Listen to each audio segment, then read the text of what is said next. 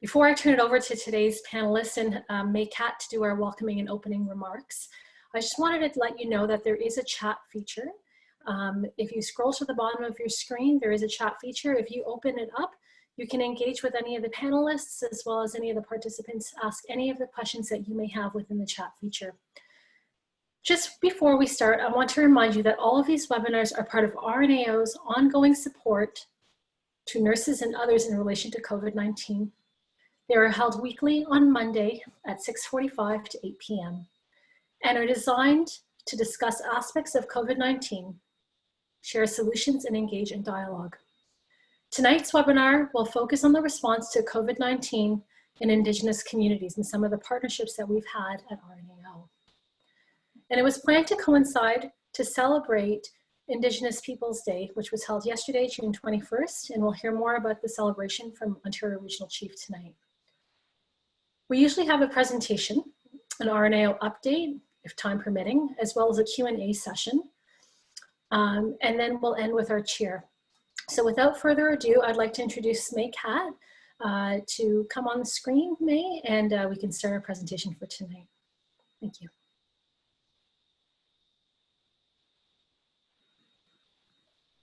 Good evening, everyone. Welcome to tonight's webinar on impacts of COVID-19 on Indigenous communities.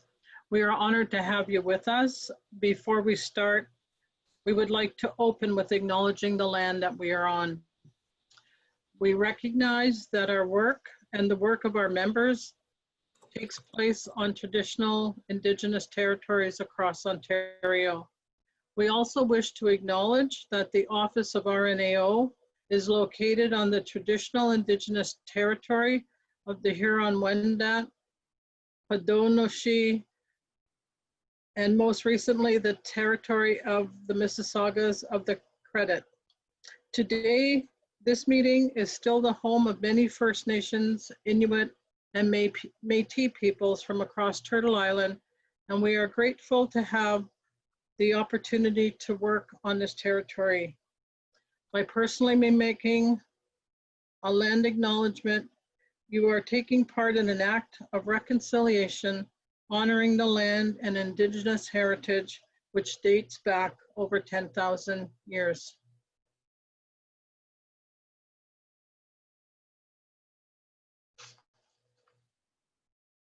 Today's webinar, we're going to have a welcome from Doris Grinspun. Doris.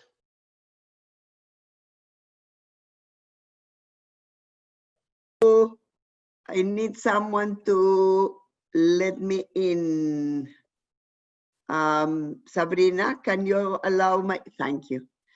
I want to thank you so very much for the friendship, number one, for teaching us and for being us today. I was thinking of you deeply, not only yesterday, but throughout these many weeks that we have seen such horrific events happen to our sisters and brothers in Indigenous communities, and specifically in First Nations community, the nephew of Solma Makawa, whom we know closely. May, as you know, he was in our patient person council, and I wrote to Sol. I haven't heard back from him, but yesterday we shared a tweet, as many are asking to defund the police, because honestly I don't know what else to do at this point, and to allow communities to tell us how best we can help. What's going on is obviously not indicative of anything but discrimination again, and lack of knowledge and understanding. So discrimination against Black people, as you have seen, discrimination against Indigenous people, and quite frankly, discrimination also, and lack of knowledge about people with mental health illness. So it is, you know, it's not just in the US what's going on, is in our front steps, in our backyard steps, doors, etc. So together We want to do what you will guide us, colleagues and Chief, once again, that we need to do. Thank you very much for being with us today, and let's continue our learning together. Thank you.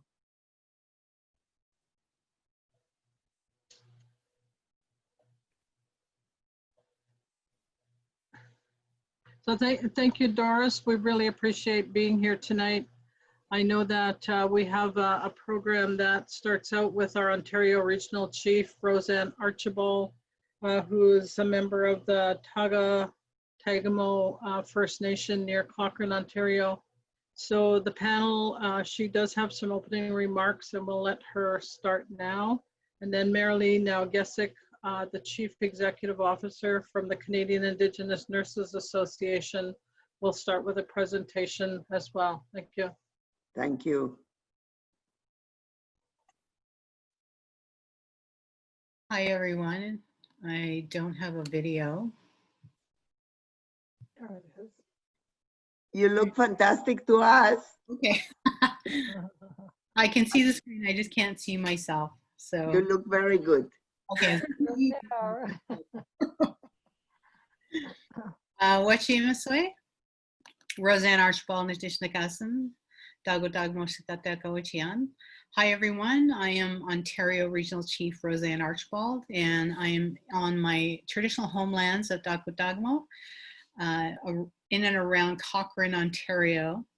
And on behalf of the leadership and community members that belong to the Chiefs of Ontario and the Chiefs in Ontario, I'd like to thank you for having me as a guest on your panel to discuss Together We Can Do It, the impact of COVID-19 on First Nations.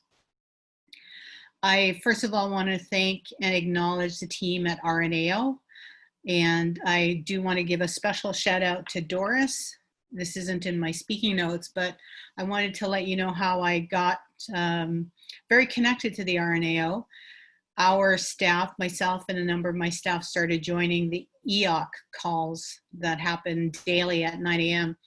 And Doris, from the beginning, was always a strong advocate, and she always had the best questions.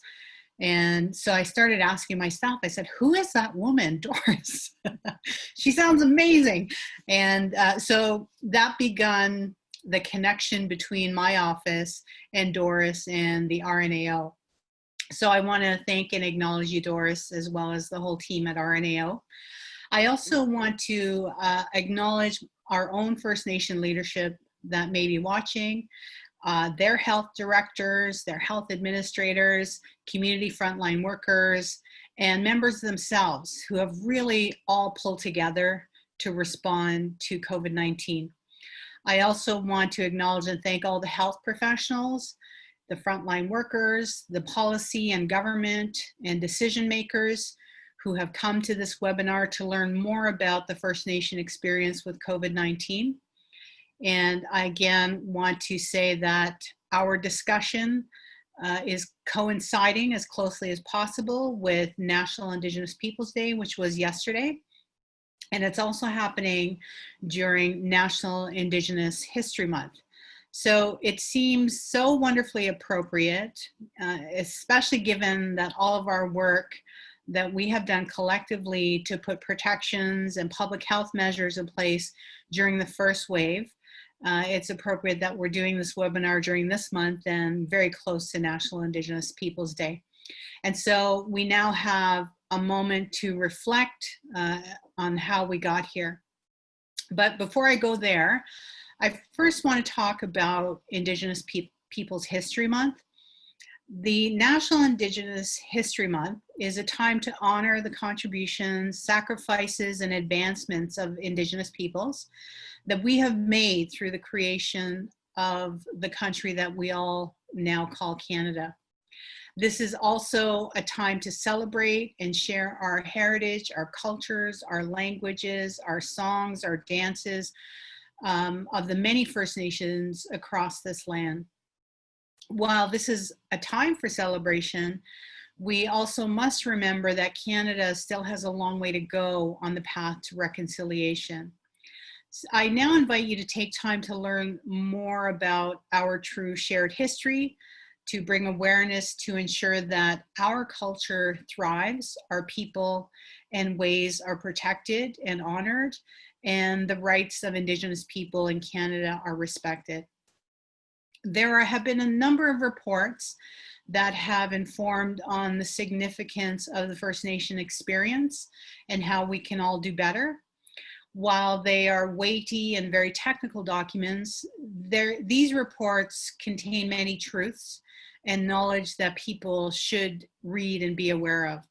For example, the report on the Royal Commission of Aboriginal Peoples has a number of recommendations, and that report came out of the Oka crisis in response to the Oka crisis in 1990.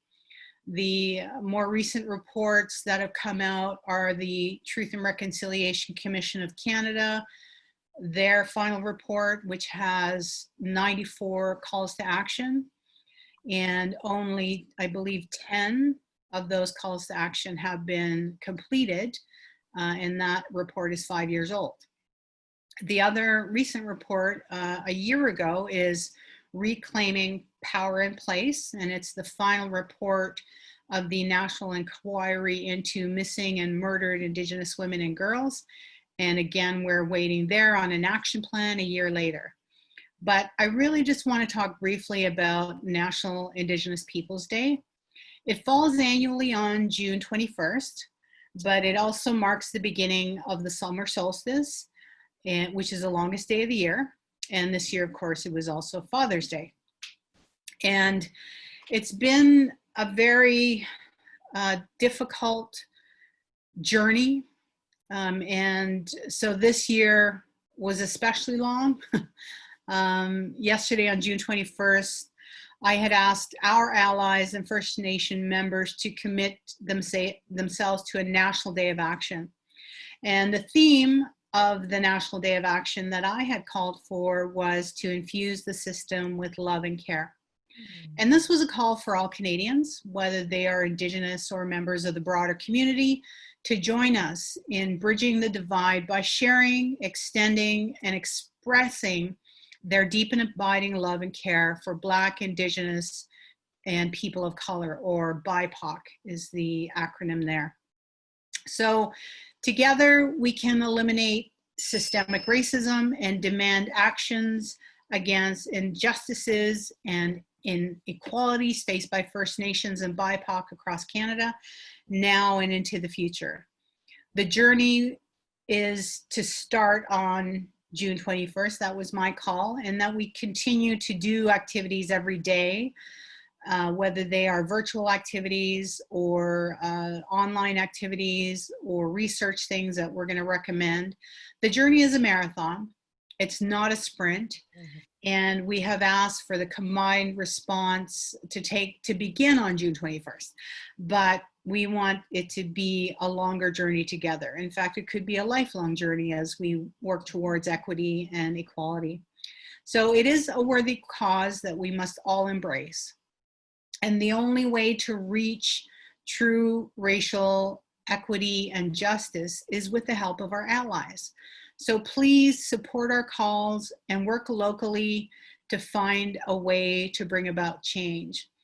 And I encourage everyone to uphold our First Nation values of equity and diversity by taking substantial efforts and steps to include those at the margins who are being left behind due to the systemic racism and healthcare inequities particularly.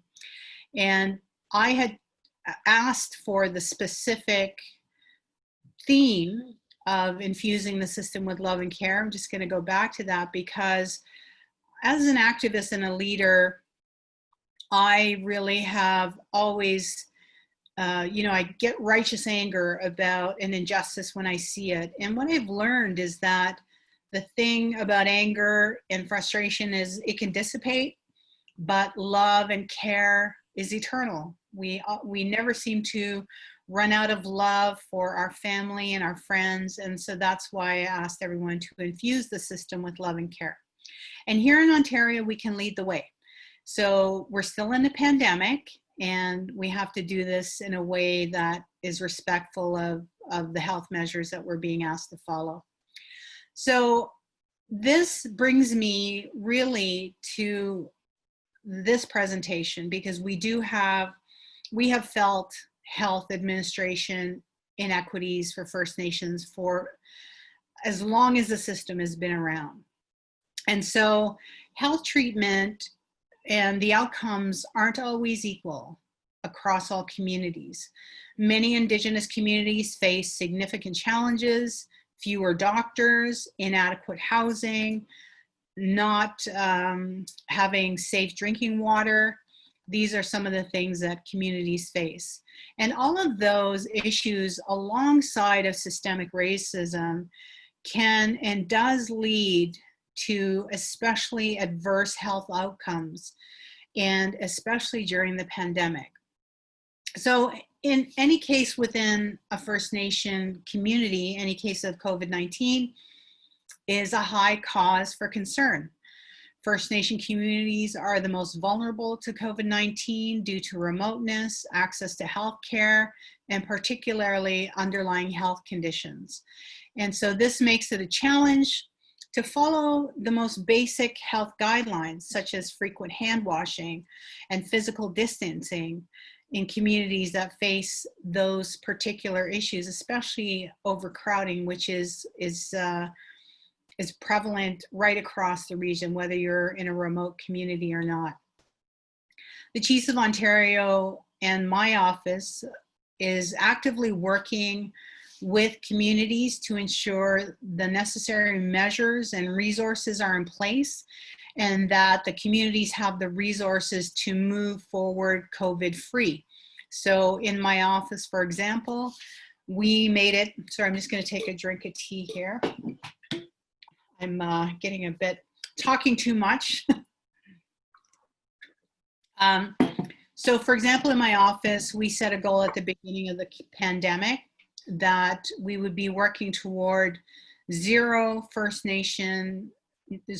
new cases in First Nation communities. And I have to tell you, I believe we're now up to 12 communities that have had at least one case, sometimes more. And so over 100 of our communities have actually not had any cases at all, and therefore don't have any active cases. So that's been our goal from the beginning. And we were particularly concerned about remote First Nation communities because they have a limited capacity to respond to COVID-19 due to poor health infrastructure in general. Most communities have only a nursing station with very limited health equipment and supplies, and not enough health human resources to respond to a health emergency such as this pandemic. So anyone, as we know, anyone can get sick from COVID-19, whether it's youth, elders. COVID-19 does not discriminate, but the social systems that Canada has created often do discriminate. And so for First Nations, when the rest of Canada is talking about a return to normalcy, that for First Nations post-COVID-19 isn't sustainable. In fact, COVID-19 has shown us the subpar healthcare standards and the long-standing inequities that we're subjected to. And it should not take a global pandemic to understand that. However, First Nations are incredibly resourceful and adaptable. And for example, this year, so far has been unprecedented in its challenges to all of our communities, but they have not been insurmountable. So as we know, on March 17th, the state of emergency was declared in Ontario, resulting in the closing of all non-essential businesses, schools, due to the pandemic. And so what our communities had to do is many First Nation chiefs and councils ordered a shutdown of their community borders. also in response to COVID-19 as the main measure to prevent the spread. And so we called this a shield of protection, because we understood that the virus only moves if we're moving. And so chiefs and councils took this extraordinary measure of just shutting down their communities. And that's not to say that, I think everybody understood, let me say this, that everyone understood that due to the disparity in the health systems, the lack of services, that this actually was absolutely necessary to preserve health and to save lives. And so COVID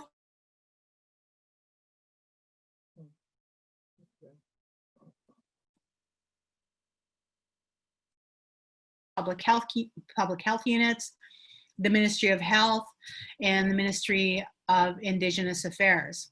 And the following three maps, I'm not sure if that's up on the screen, but the following three maps depict the location of First Nation communities in relationship to public health units. These highlight the geographic location of all 133 First Nations in Ontario. It shows the vast catchment areas and the inequities in the two most northerly of the 34 public health units, that is the Thunder Bay District Health Unit and the Northwestern Health Unit, with over a third of all First Nation communities in those health units, and also even the Porcupine Health Unit, which is where I am. Our traditional land is connected to the Porcupine Health Unit, also all of Northern Ontario, as you can see. So while no comprehensive public health system was in place for First Nations prior to COVID-19, significant work had been done in the development of First Nation public health models, as well as strengthening those relationships.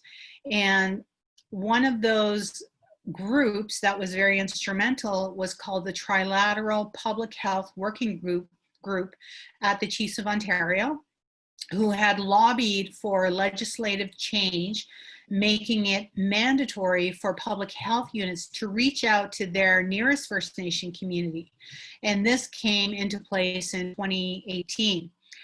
COVID-19 has again highlighted the vast inequities experienced by First Nations on reserve, including the gaps in access to PPE, the gaps in testing sites, the gaps in assessment centers, and of course, shortage of nursing and medical staff.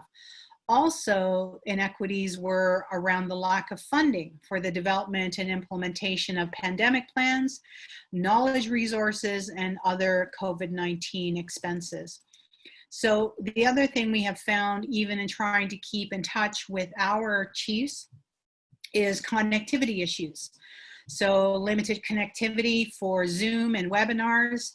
There also have been limited access to acute care hospitals and critical care beds with ventilators. And to address some of these health inequities, the Chiefs of Ontario health sector entered into a partnership agreement with RNAO in September 2019, with the key priority action items being improving First Nation determinants of health, addressing mental health wellness, addictions and suicide prevention, improving health services across healthcare sectors, including public health, primary care, and home and community care. This work naturally segued into when we came together to look at First Nations needs as it relates to this pandemic and responding to those needs in a way that helps us to move forward. So from that, the COVID-19 pandemic action plan was born. And it was jointly prepared by the Chiefs of Ontario health sector staff, as well as members of my office, along with our nursing colleagues at the RNAO. And it is a tool that First Nations health staff may find helpful as First Nation communities strengthen their own pandemic response plans. And there were 5 areas, and I think you can bring up the chart to look at the 5 areas that are on the chart. And those are pre-breakout testing and surveillance, how to keep COVID out, physical distancing and isolation, so good public health measures, case contact tracing and testing, that is how to stop the spread, and PPE, what we need to stop the spread, the health human resource capacity, more nurses, and community support. So those are the 5 areas that were identified as a means to slow and stop the spread of the illness through early detection, identification, and through containment, while being cognizant of the capacities the limited capacity that First Nations have at their disposal. So I think there's more there on those slides. I'm going to jump ahead. So a large part of the success in First Nations and keeping our rates low, for example, have been the decision-making of the chiefs of the First Nations. As I had mentioned, the majority of them locked down their communities to non-essential travel and business. They issued curfews, they instituted other public health measures in order to ensure their communities were protected. And that was wise, given that their health systems just did not have the capacity to deal with an outbreak in their communities. But having said all of this, we are aware that communities were sent a template after H1N1 in 2009, after that pandemic, that they were, many used and adapted when this latest pandemic broke out. Now H1N1 was a decade ago, and there have been changes in leadership, and of course, there's been staff overturns. So we wanted to ensure that our communities were well taken care of. So in creating the joint action plan, this was a prudent strategic move to support and protect Ontario First Nations. On slide 14, in case you're jumping around, because I know I am, you can see that our work together has led us to other wonderful places in healthcare for First Nations. We have made successes that we can build upon in the future. And some of those include working with Via Nurse. That's the RNAO's Bank of Public Health Professionals who registered to help any community or organization that was experiencing shortages in human resources. And so RNAO, Chiefs of Ontario, and FNIB have worked together, and over 30 nurses and nurse practitioners dispatched to different First Nations in Ontario during COVID-19 to assist.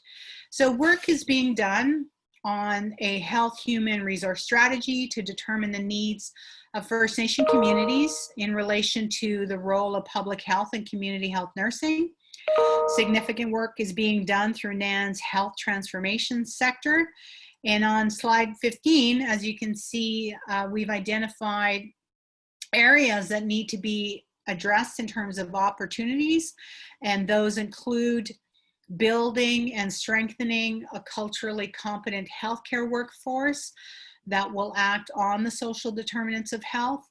It also includes support of a First Nation public health system in Ontario based on principles of equity, disease prevention, and health promotion, and places responsibility for actions on health equity at the highest levels within the federal, provincial, and First Nation governments. Also utilizes the First Nations mental wellness continuum framework as the foundation for all future planning. This is an incredible amount of work that has yet to be done in the area of health and health advocacy for First Nations, but we remain committed. So I will end there with my message, and I'd like to conclude by saying that what we have learned. First Nations cultural competence from a health perspective requires a health health culture which is committed to social justice, human rights, and the process of reconciliation through valuing and supporting First Nations identity, First Nations knowledge, First Nations people as an integral part of a holistic public health system and programs. So it requires effective and inclusive policies, procedures, and practices so that First Nations can be responsible for building their own public health and community health systems. So again, I wanted to say thank you to RNAO for the invitation. And I also want to thank my staff who prepared this wonderful presentation. And I also want to note that Katt, who is one of the panelists, has an extensive background in nursing and in health advocacy for First Nations.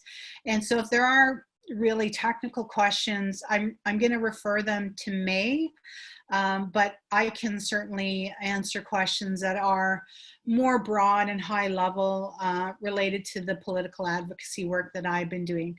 So I want to say miigwech, and in my father's dialect, we say ninanaskamun, and ninanaskamun in Cree means I am grateful, I am thankful, I thank you. I thank you, Chief. And I do have a question from one of the colleagues, but before I do, I don't know why, but I feel very connected with you. I have no clue why, except that I just fell in love the first time you called me, and we had since spoken openly about issues. And you mentioned that needs to be, anything we do needs to be really in context. And you didn't mention much, and I do want to ask, and I know it's a difficult question, but it's the one I am struggling with. That's why I'm asking you about the police.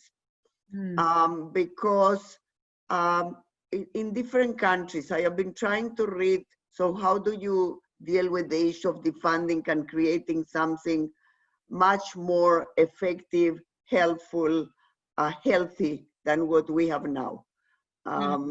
And I want your comments on that. And then one of the colleagues asked if you are concerned about the reopening and the impact of reopening in First Nations communities. If you yourself have concerns with that, and how are you tackling that? Yeah, thank you very much for those questions, Doris. And I agree. I remember, as I said, that first time I heard you asking the questions, you had the best questions in the beginning. And so I automatically thought I've got to find out who this woman is. I'm so glad that we have met virtually and in person, hopefully one day. But on the policing, yeah, I am actually one of the supporters of the concept of defunding the police. And to me, that particularly defunding non-Indigenous police, because that's where systemic racism is in the heart of policing. And it certainly does affect our standalone police services because they are trained through the same facilities as, for example, the OPP. Everybody gets trained in Elmer, whether you're an OPP officer or First Nation police officer. So systemically, the system has to be overhauled. And defunding the police really, for me, means taking funding from police and putting it into places where it would be more helpful. So when we talk about wellness checks, the police should not be attending wellness checks with guns and tasers. You know, these people are in distress and they need mental health counseling. They need negotiators, mediators. So we really have to think about where we are putting our resources with the police. I'm definitely not in favor of continuing to escalate the firepower of police, their access to more and more militaristic kinds of ammunition, devices. To me, that's we're heading in the wrong direction if we're going that way with our policing. They are an important part of a society, undoubtedly, but it needs to change, and especially around systemic racism, we have to figure out a way forward to root out systemic racism within the police force. So that's the defunding. I hope that's adequate for a defunding question. I'm just trying to keep it high level. Yeah. And the second question on the reopening, yes, we were concerned as soon as we heard about the reopening because, you know, in First Nations, we're working toward 0 cases. So we're trying to get to 0. And what I'm finding with the non-Indigenous society is they're happy to be at 2,000 or 3,000, which to me is problematic given the nature of this disease. So many of us is, Chief. Yeah. So when we started talking to the province, Premier Ford came and talked to our chiefs and our leadership, along with Greg Grifford, and so we let them know right away that we were going to lag behind the province by at least 2 weeks on any reopening plans for our own communities. And many First Nations have done that. They did nothing for 2 weeks. And some are slowly starting to move out of travel restrictions. There are some communities that are opening up, but there are some communities that will not open up. And because of the nature of the healthcare in their community. So I'm concerned every time I see any rise in cases here in the Porcupine Health Unit district where I live. We had 0 cases for something like 36 days, which is, you know, almost three cycles of the virus. And then we suddenly got 2 cases back to back yesterday and today. So, you know, people have to understand that that COVID's not gone and that it's still circulating, and that if we aren't careful, then there could be a resurgent and a second wave very quickly and could really catch us off guard. So yeah, I am concerned. If it were possible to have a better way rather than just opening up the society, I think that the stage approach that Ontario has is okay. But when I go out, I went grocery shopping today, I still try and go out just once a week. But what I saw out there I was just like, oh my gosh, hardly anybody wearing a mask, people bumping into each other. And I was in a store, I'll tell you a personal story. This man started walking towards me. You have to follow the arrows in the store. And I said, sir, you're supposed to be going the other way. And he was just kind of like, you know, what? And I said, in case you didn't know, we're still in a pandemic. And he kind of went, okay. And people don't realize that. So I'm very concerned about that. Yeah, so am I. Yeah, and many others, especially with the issue also of no pushing for masking, right? There is none really. And most people are going without. Mm-hmm. Thank you. Sabrina, all yours. Thank you. Thank you, Ontario Regional Chief Archibald, for your wonderful notes. There will be more questions at the end, so we will wait and get them answered then. It is my absolute pleasure and privilege to introduce Marilee Nowgesic. Marilee is the Chief Executive Officer for the Canadian Indigenous Nursing Association. Originally from Fort Williams near Thunder Bay, she's from the Ojibwe Nation and an Eagle Clan member. She has a sociology degree from Lakehead University in Carleton and is here to share with us her wisdom, her knowledge, and her experiences in talking about the impacts of COVID-19 on the nursing community. So Marilee, can we get you to turn on your camera, please? I think it's already on, actually. It's already on. Fantastic. And I will hand it over to you. Thank you. Thank you so much, Sabrina. I've also put on a timer on myself because I have a tendency to want to talk forever, and if I don't put a timer on, we'll be here till 9 o'clock. So with that, I'd like to move to the next slide, and I'd like to acknowledge the elders and the ancestors whom have brought us here to this journey today to bring us all forward for this very important discussion. And to the RNAO, to Doris and your team for putting together such a magnificent webinar in such a difficult time. I'd also like to acknowledge the Ontario Regional Chief, RoseAnne Archibald. Thank you for that presentation, and thank you for sharing those maps. It at least gives everybody an idea where we are in Ontario. I'd like to recognize the Indigenous nurses whom are probably participating this evening. All those whom are First Nations, Inuit, Métis, welcome. I'd like to welcome our external partners whom are coming to learn, whom are coming as part of their training and skills development in this very important time, and our other Indigenous community partners whom are participating on this webinar. Next slide. Where do we start the discussion? So right now we have about 9,700 identified First Nations, Inuit, and Métis nurses across the country. We think that there's probably more. Can you go back to the slide? Thank you. We think that there's probably more, but that's also part of stigma and racism. A lot of people are hesitant and somewhat reluctant about identifying themselves at the workplace. You got this job only because you're Indigenous, so on and so forth. However, at CINA, we're taking stock of those comments and those experiences, not to mark someone, but to use them as learning opportunities for Indigenous nurses to have that equity with their non-Indigenous partner. And CINA will be recognized as the expert across the country and around the world for Indigenous nursing knowledge. Nurses, both Indigenous and non, are at the front line of the COVID outbreak.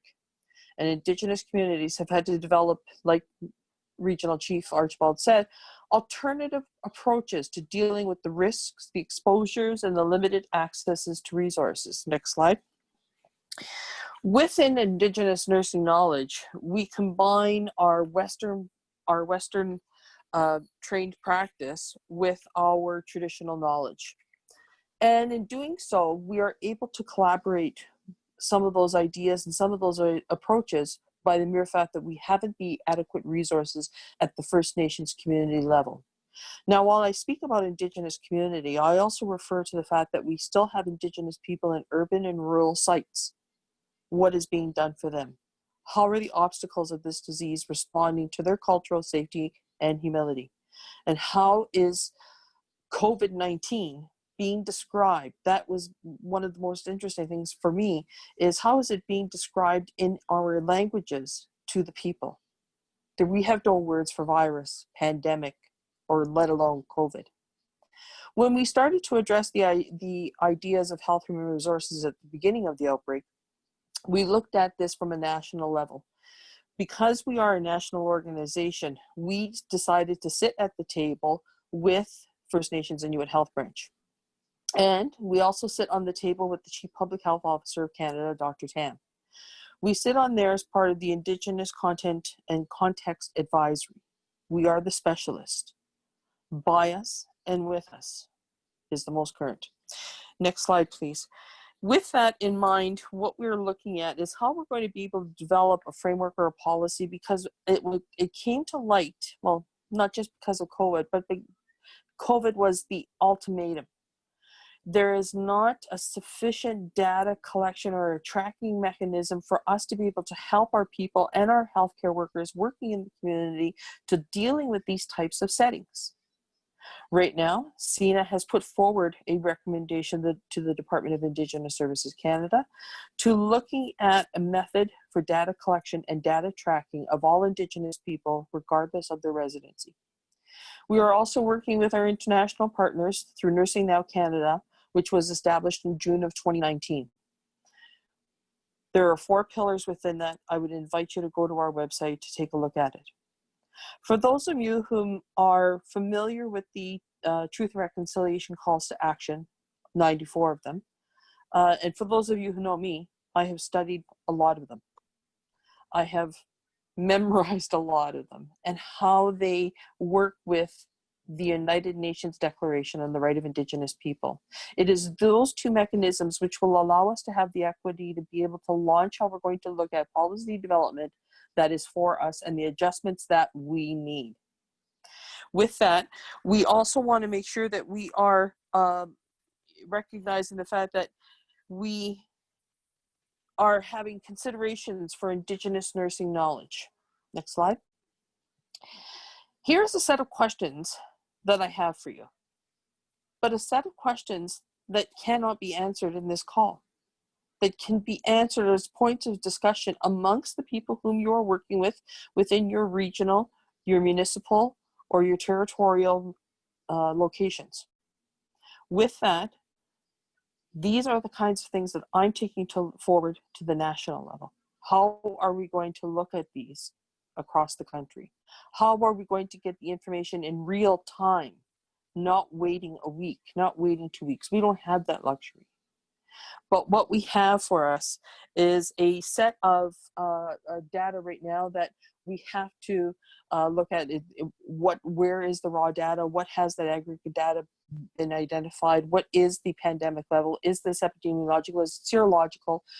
There are so many questions with so many gaps, but that's what we're trying to work with at the department level, to looking at this nationally, because the impacts for the community are different. What's going to be applicable in Alberta may not work in Nova Scotia. It may not work in Ontario. Will it work in the northern and remote communities? Let's take a look at that together. Next slide. With this, some of the ideas of COVID-19 has brought forward supplies, PPE, ventilators.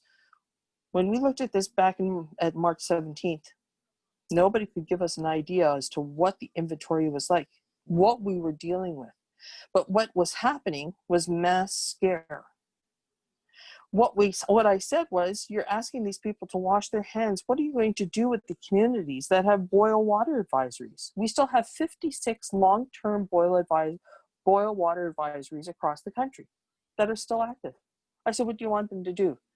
They got to go get the water, wash their hands, do the thing. You don't have that kind of timing. When people were asking us, how do you develop a pandemic plan? What is that? That's a scary thought, because it says, what is the community working with? What skills or training does that community need?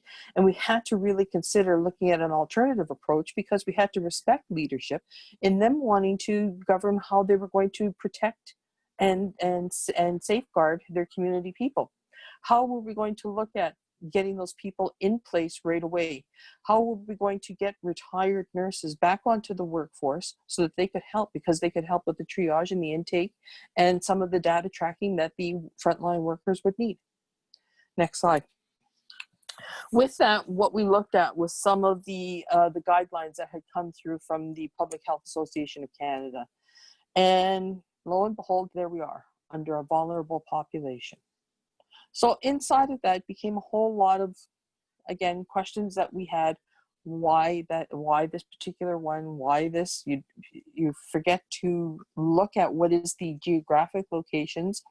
You're thinking that these people are going to be able to drive to somewhere to get some equipment. They can barely get the things that they need for what they need now. We're also dealing with a high level of multiple chronic conditions. We have a high level of diabetes, heart disease, suicide, drug abuse. How are we going to deal with those? When you don't have the facilities within the community, what were you going to be able to do to look at temporary facilities? What were the pre-existing conditions? This is all data that's going to be helping us as we move forward in the next months, in the next, hopefully not, but in the next waves of this pandemic. How are we going to look at temporary structures and facilities? How are we going to be able to provide the human resources, let alone the health human resources, and the equipment that's going to be required for it? Well, I've already discussed this several times with the ministers of both Health Canada, Indigenous Services Canada, and the Chief Public Health Officer's table. We meet on a bi-weekly basis with the Chief Public Health Officer, and I look forward to working with the First Nations, Inuit, and Métis leadership in addressing some of their concerns so I can bring forward some answers for them. We are also looking forward to when we can get some approvals for ourselves to be able to help you with the data tracking mechanisms so that we can share those dashboards with you for some pandemic, for the public health units more specifically, and some of the Indigenous healthcare access centers. Just so that you know, next slide, at the beginning of the presentation, just in case you're looking for me, there's the proper spelling of my last name. So just in case you're trying to Google it, there's the proper spelling for you. You'll be able to find me. But it's CEO at indigenousnurses.ca. And I'll put a little tag in there for any of the Indigenous nurses whom are wanting to join the association. Don't forget your membership application. Again, RNAO team, Doris, Jean, thank you very much for the opportunity to become part of this webinar. And thanks to Katt, a longtime friend and colleague whom I respect. and for inviting me to join in this webinar with you. Thank you, Marilee. And the biggest thanks goes to Sabrina and to Grace and Olivia. They really put the webinar together. We just tag along to support and open doors. And Marilee, we need to continue the conversation that I started a couple of years ago, not very successful at this point, about actually identifying Indigenous nurses within RNAO membership, because we would like to segue some of that funding of these nurses to you guys for specific initiatives that we can work together. So let's continue the conversation. There is much that we need to do together, and now is the time.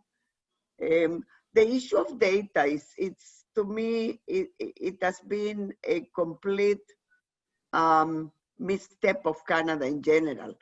If you look at all the data about whether it was about socioeconomics, whether it was about Indigenous communities, whether it's about race, nothing of that was collected, and it's quite frankly, from a public health perspective, right?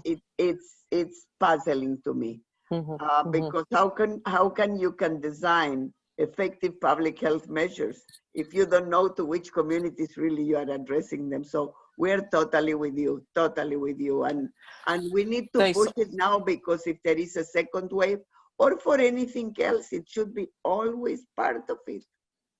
Exactly. Thank you very much, Doris. Just getting back to one of the questions that the regional chief was trying to answer in regard to reopening guidelines. Just to let you know, I am also the chair on the task group for lifting measures for Indigenous communities.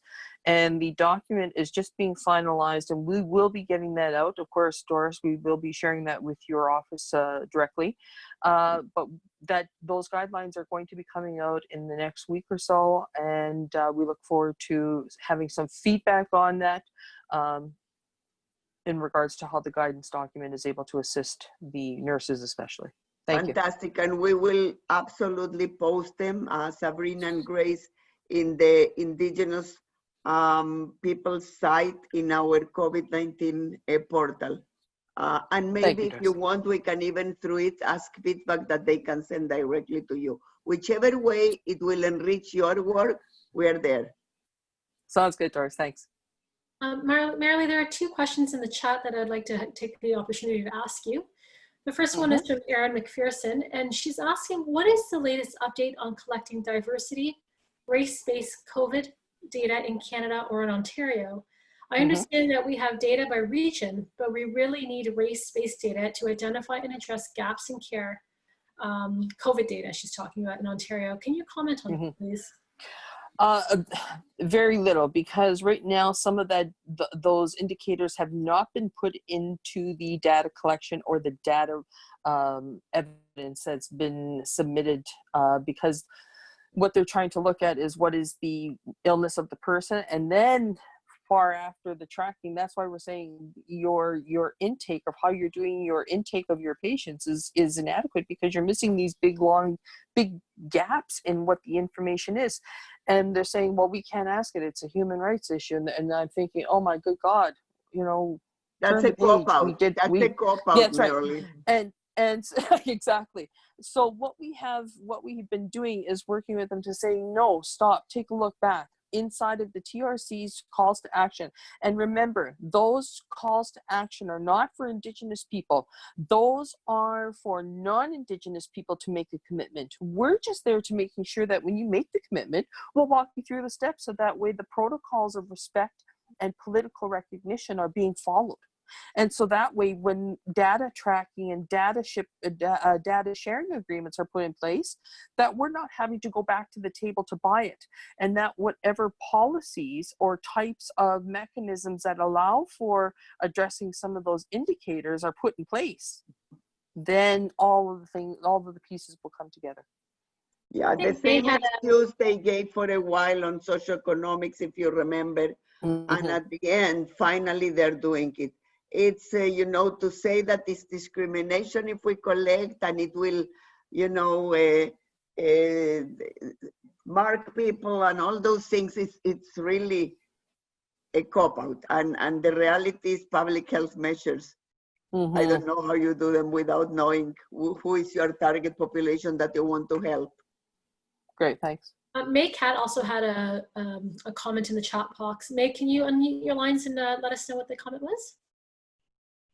Yes, the response to the question was Dr. Jane Philpott, who's on the NAN task, COVID-19 task team, was recently appointed by two ministers, the Ministry of Health and Long-Term Care, to look at the data gathering systems in Ontario that would capture the information on Indigenous clients, but also I think it's not just identifying. In general, for all of it.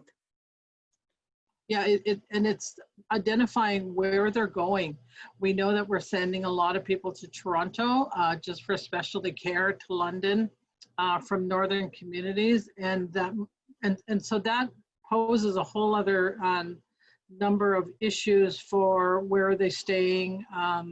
You know, what are the mental health supports when they're going through end of life care? So hopefully with her advocacy, we'll have some data collection systems in place. Fantastic. Thanks, and there is another question, Marilee, for both of you, but May, I think you can add some wisdom to this question as well. The question is, can you give us examples of alternate types of care that Indigenous communities have initiated during COVID? That's going to vary from community to community, and that's going to really be based on the elders whom are practicing traditional medicines and how they're bringing forward, because they are seeing the effects of climate change on some of the roots, and the medicines that were once available are no longer available. So they're showing young people, here is something that you can use for, you know, removing toxins, dealing with upset stomach, those types of things. How to deal with respiratory issues until, you know, the adequate machines can be brought into the community. So that's and that's just a little bit. So it varies from community to community, and given the fact that we have so many in Ontario, I don't want to tell anybody secrets. But I do want to answer one of the questions that I see here from one of the people whom had spent some time in Arizona, and how is Canada assisting in the Navajo communities regarding COVID. And we are communicating with NANINA, which is the Native American Nursing Association, and working with them through how they're addressing COVID-19 and how they're doing this online, how they're utilizing, we help them with some questions, some suggestions as to looking at how they might be able to address it. Thank you. Yep. There is another question in the chat box. Doris, I'd love to hear your comments on this as well. At our last AGM, which was a couple of weeks ago, there was a resolution passed about providing and protecting water. The advisory on waters. Yeah. On water, yeah.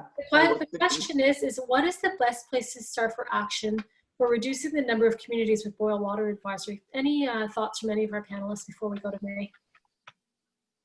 Well, for us, I can tell you where we will start. We will start by talking with the chief, by talking with Marilee, and by understanding really what has taken this long in a country this rich, really, to tackle this issue, because it's shameful. So we will start by learning, and then by starting where hopefully, I mean, we will follow the same that we have done so far with anything with Indigenous communities and peoples, Sabrina. We will take the lead of the communities and of the leaders in those communities. They know best. Thanks, Doris. And we will just follow. Thanks, Doris. And that's something that we're looking forward to working with you on in regards to that too, because of just the way the dynamics in Ontario is. It is so from one section to the other. The other thing that I should let you know in regards to addressing the environment, we also work with the Canadian Association of Nurses in the Environment, the Climate-Driven Infection Disease Committee, so addressing some of the issues there. And we're trying to look at what is it you're measuring? Why are you measuring? Who are you measuring it for? So we're going to be sharing that as soon as we can with all of the provinces and territories. Thanks. And just so you know, Marilee, the resolution was put by our Nurses for the Environment interest group, and they're fantastic. Excellent. So we will meet with Cool. them and with you guys and with the chief also, and try to see where can we be of help, because it's not just for RNAO. It's very easy to do things because we have the power and the capacity, but there is no point for that. It's better to do what you need us to do versus we just doing, right? So Right. because Thank you. the communities are doing a lot, so we need to see where is our value add to push.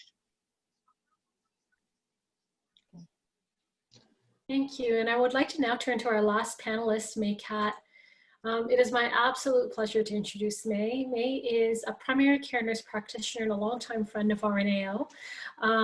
She has her Master's of Education and most recently got an honorary doctorate degree of law from Trent University, which was a very happy occasion.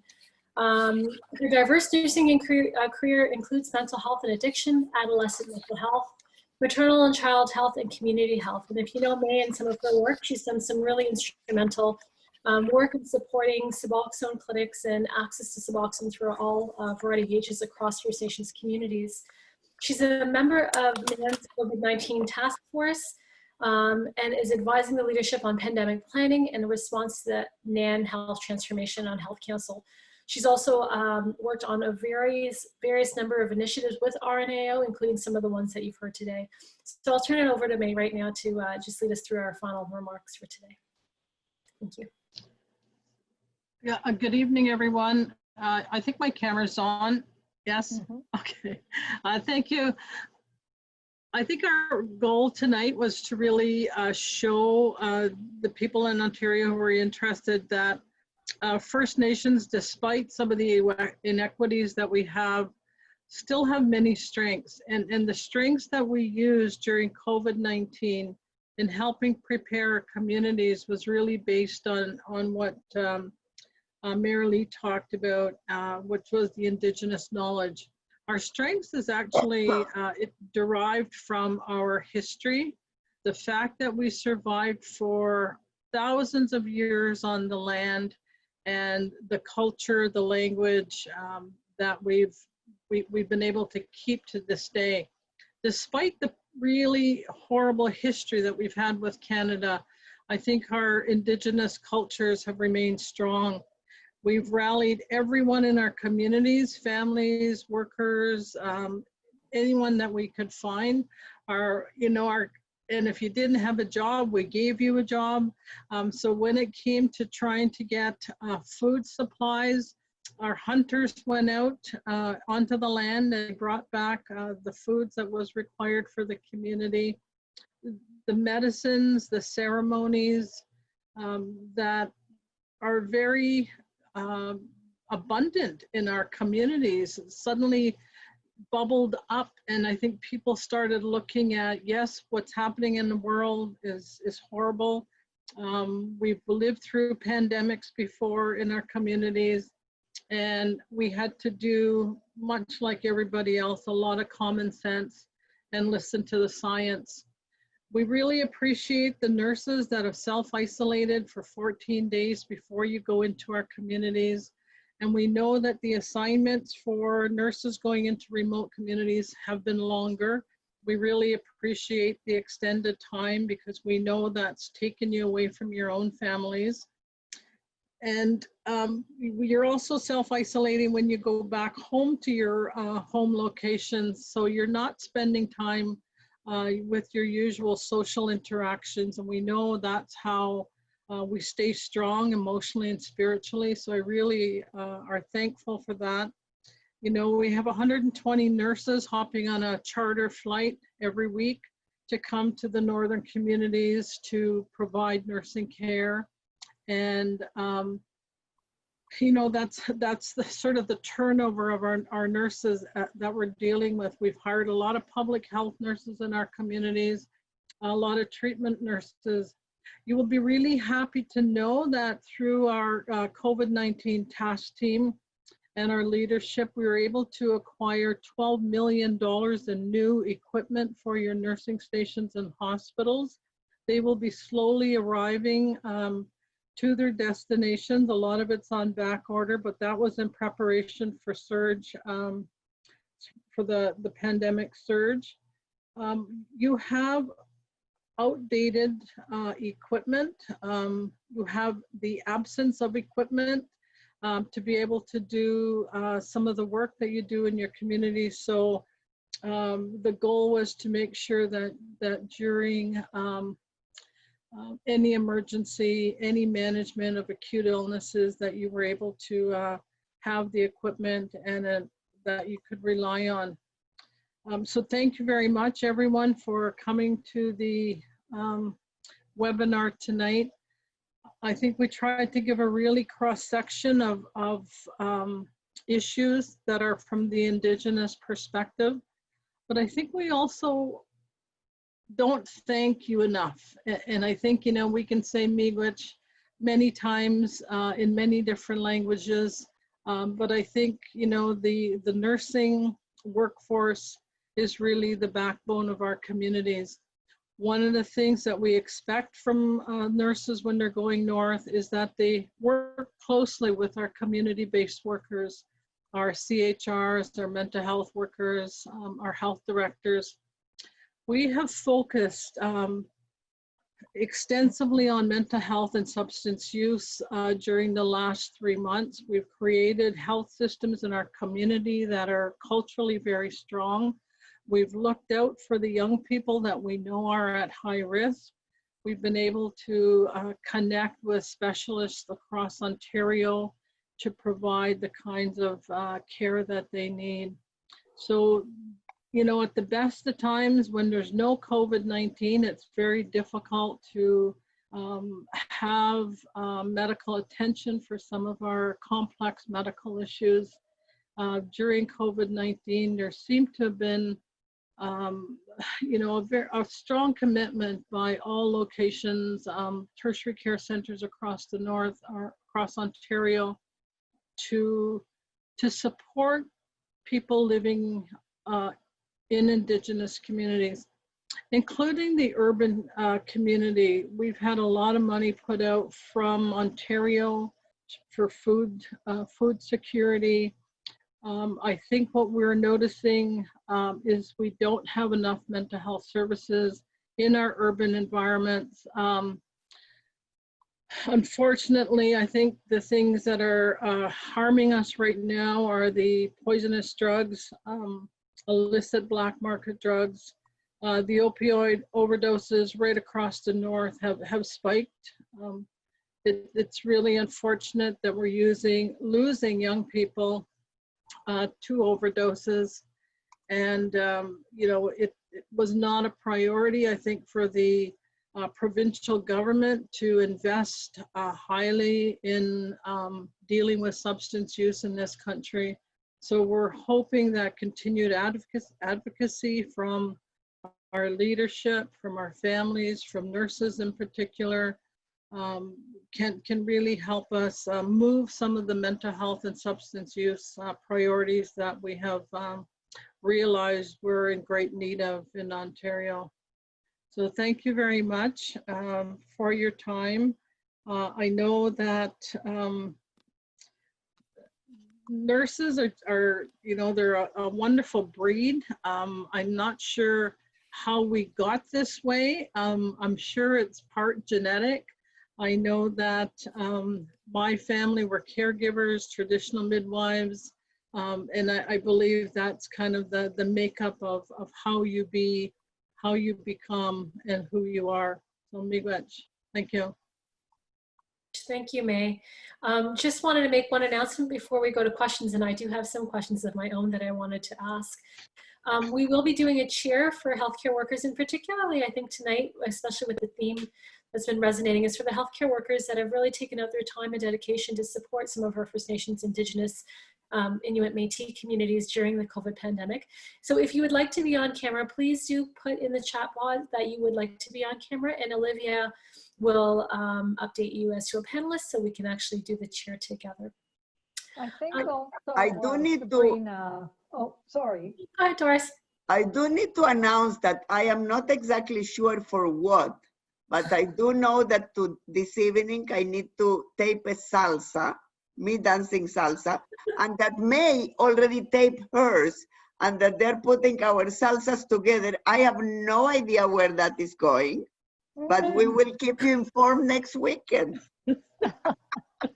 Okay, well, I was going to say something not about dancing, but just that I think our thanks really needs to be to our First Nations communities.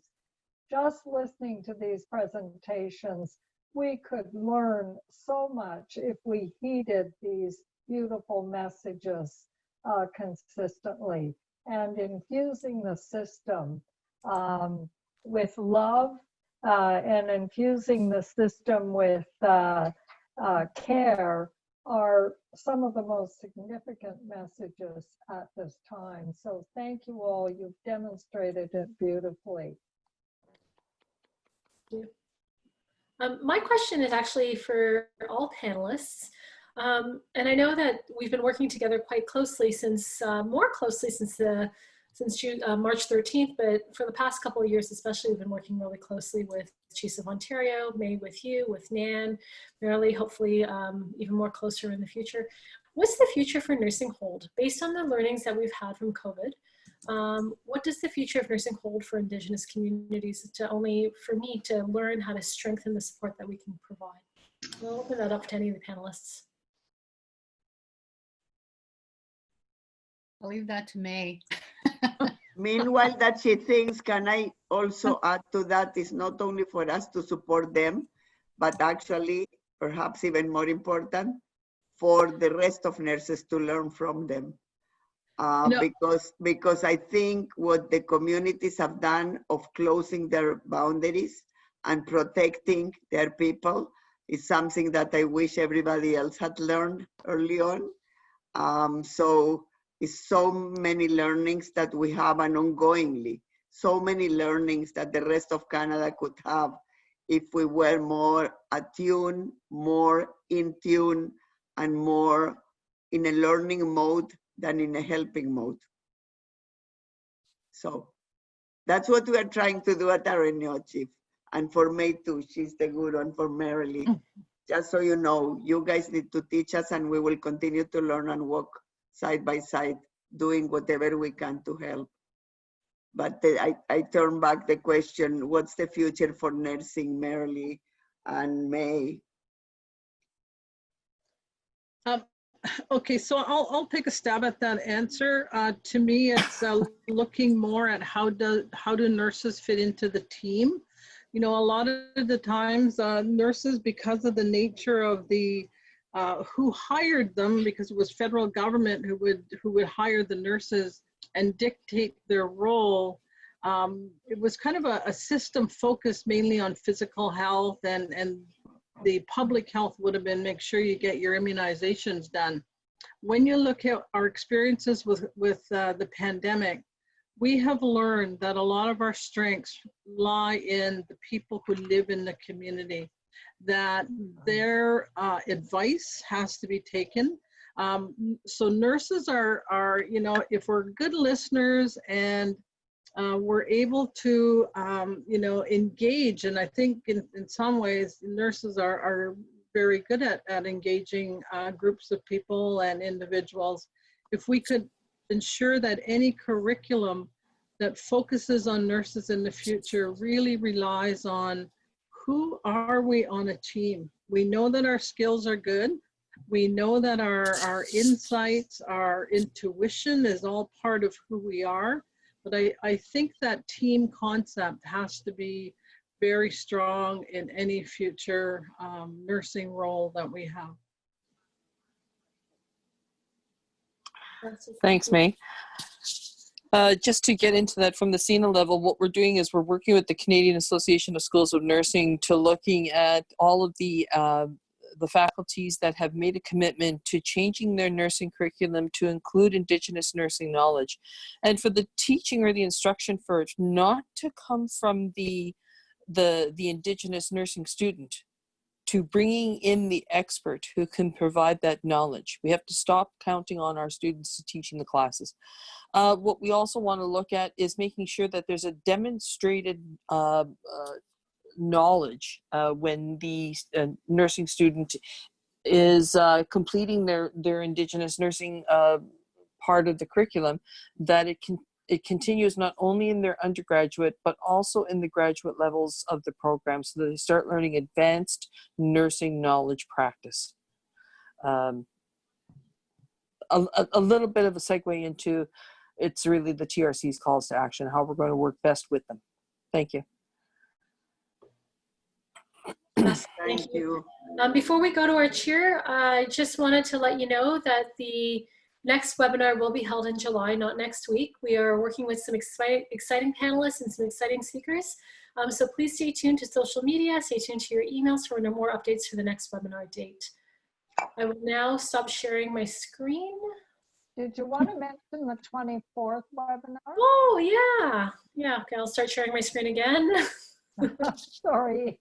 That's okay. That's important. It's okay. It's with extreme pleasure that on behalf of CAMH, NAN, Chiefs of Ontario, as well as Indigenous Services Canada, that we will be hosting a webinar talking about traditional Indigenous approaches to mental health and well-being for healthcare providers during the COVID pandemic. Just kind of talking with May and talking with some of our colleagues, we've recognized, as May said, some nurses are taking extensive periods of their time away to support some communities, and we recognize that post-COVID, what does this mean to the nurse, and how do we support their wellness and well-being? So we really wanted to be able to provide some amazing opportunities for nurses to be able to engage, to share, and to learn, and rather to healthcare providers, because we know there are diverse professionals within the communities. So on June 24th, this Wednesday, at 6 p.m. Central Time and 7 p.m. Eastern Time, we will have Elder Diane Longboat from CAMH coming to share with us some insights onto this. And it's a real treat to be able to have her for this webinar, so we really hope you can join us. The registration link is below. Olivia will post it in the chat as well, or you can find it on the rolling screen at the RNAO.ca website. Great. And you can watch Twitter and register through that too. Thank you. So today we are cheering for, let's cheer for the chief. How about that? Now, Chief, I must say, it doesn't go unnoticed that we are also women, which is a double privilege. Okay, so let's cheer for Indigenous, for our Indigenous sisters and brothers, and for the chief that is leading, and for May, and for Marilee, that were a fantastic panel. Cheers!